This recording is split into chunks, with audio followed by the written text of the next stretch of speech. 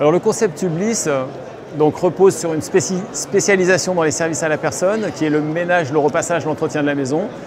La différence qui est notable, c'est qu'on centralise tout le RH, la paie, la facturation sur la tête de réseau, ce qui fait que le franchisé se retrouve avec un avantage concurrentiel pour développer son réseau.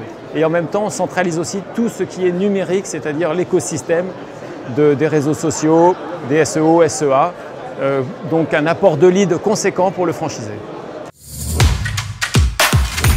La crise Covid n'a pas été très impactant pour nous dans le cadre des services à la personne. Seulement, ça nous a permis d'avoir un peu plus de temps pour développer et consolider notre transformation numérique, qui était une opération qu'on avait démarrée déjà il y a 3 ans et qui est aujourd'hui, on se rend bien compte, encore de plus en plus essentielle.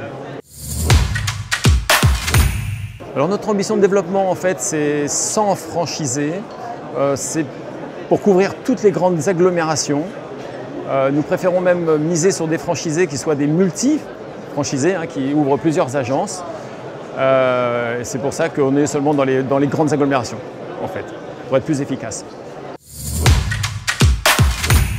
Alors, nous avons plusieurs types de profils de franchisés idéal, mais aujourd'hui le concept Ublis correspond parfaitement à un responsable d'agence ou de secteur existant déjà dans les services à la personne, en fait, pour se mettre à son compte, puisque l'investissement est minoré en fait à 20 000 € tout compris, ce qui n'existe pas encore dans les services à la personne.